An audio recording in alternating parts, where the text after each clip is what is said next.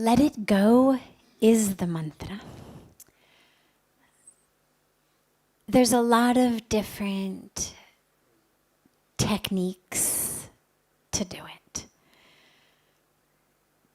depending on who we are, depending on, our characteristics. For example, yagna, ritual in general is very, very important. Because when we've been hurt, not the sandwich in the fridge, but we've been hurt on a very, very deep level, we have to get into the deep level to let go. And as you said, the mind says, okay, Johnny, though. But the hurt wasn't in the mind. And that's why it's still there. The mind has said, let it go. But the mind wasn't where the pain came in the first place.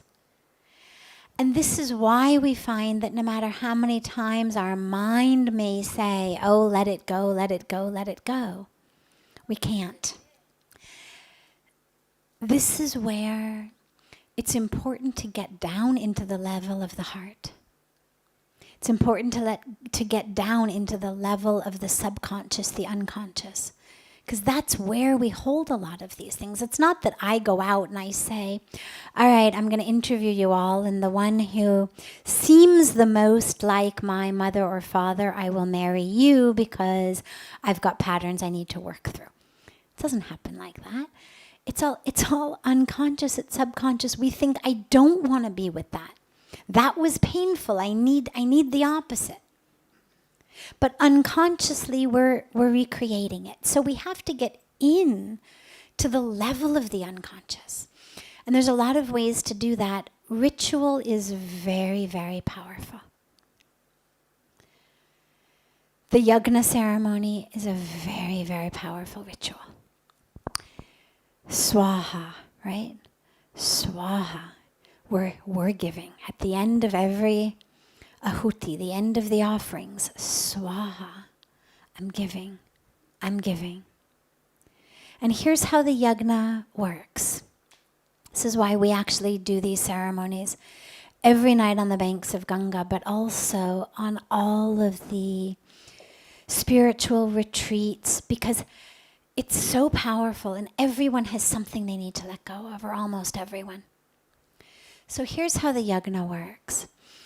The actual ahuti, the actual offering, the samagri, the mixture of what we put in the fire, is a mixture of seeds. Well, here's what the symbol of that is. The seed is the ego, okay?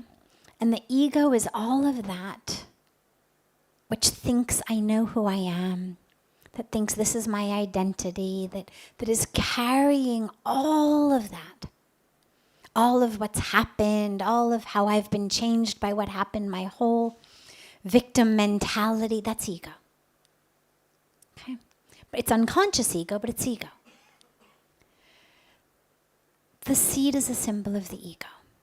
Now, if you plant a seed in fertile ground, it sprouts. You get a tree. And then it's very, very difficult to uproot a tree. So if that ego gets its roots into us, into our heart, around our identity, around our breath, around our life, yeah, it is hard to let it go. It feels like you're literally ripping yourself out of yourself. It is in the heart. But in the yagna, we're offering the seeds to the fire. Now, before you plant a seed, if you roast it, that seed will never sprout. You've literally rendered the seed inert. It cannot sprout. It doesn't matter how good the soil is. And so as we offer the samagri, this mixture, into the fire, we're literally offering the seed of the ego and saying, oh God, roast my ego, literally. Take all of that, who I think I am, all of my grudges, my pain, my expectations, unfulfilled expectations. my anger, my history. Take that and roast it. Render it inert and purified. And then as we offer, and we offer, with each swaha, I'm giving it up, I'm giving it up. And as the priests chant the mantras, most of the mantras end with idam namam, idam namam. And it literally means not for me, but for you. Not for me, but for you.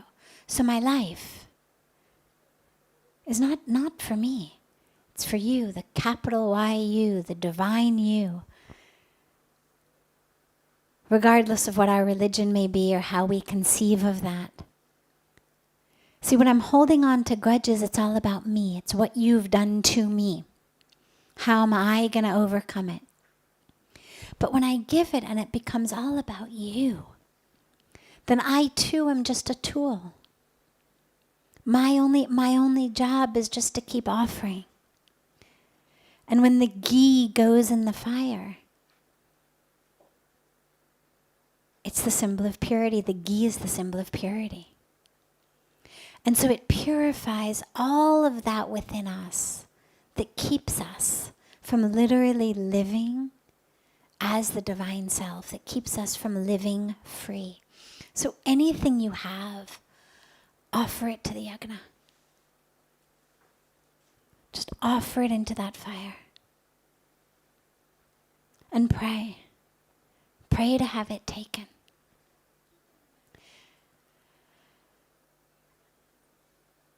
And when the situation arises, when something triggers you, something triggers that you feel like that old pain is coming, see it, look at it, notice it. Ah, that's someone from my past. You know, it's like the guy who bullied you in school. All right, well, 20 years later, chances are you're not going to, punch him in the nose. But you're also not going to say, all right, let's, spend the rest of our lives together. You're going to recognize it, see it, acknowledge it, but not be impacted by it. He may have been your bully of 20 years ago in school, but he's not your bully today. He doesn't have any power over you today because you've moved on from that.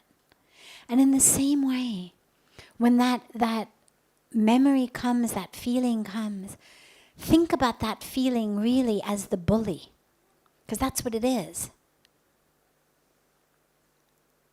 Trying to hurt you, trying to make you feel bad, make you feel less, bring you down. That feeling is the bully on the schoolyard. And it may have brought you down before, you were in a different situation before. But when you see this bully coming, just as you're not going to punch him in the nose, you're also not going to say, okay, go on, trip me in this middle of the street, just for old time's sake. Come on, knock me down. You're not going to do that. Because you don't need to go there. That was from the past. You've moved on, you've grown.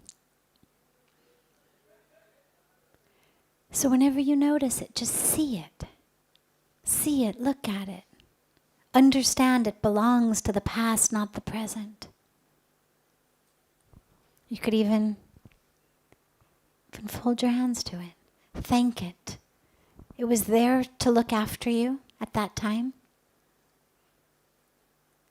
The anger is the shield against the pain. I feel pain, what do?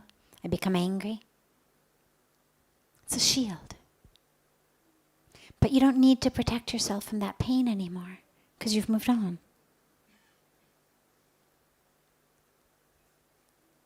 And so use both. Use the ritual to keep letting it go. You're here on the banks of Ganga. Tomorrow, go for Ganga Snan. Even if you've already done it, go again. And when you're having your Ganga bath, It's not just about, clean my skin or, purify me from lifetimes of what I've done. It's purify me from what I'm holding on to in this life. Because that's what's bringing me down now. Not just what I did in the past, but what I'm holding on to. Let Ganga take that. Really, as you take your dip, feel like Ganga is washing that out of you. Feel it flow down the river. And give it to her. And then be sure to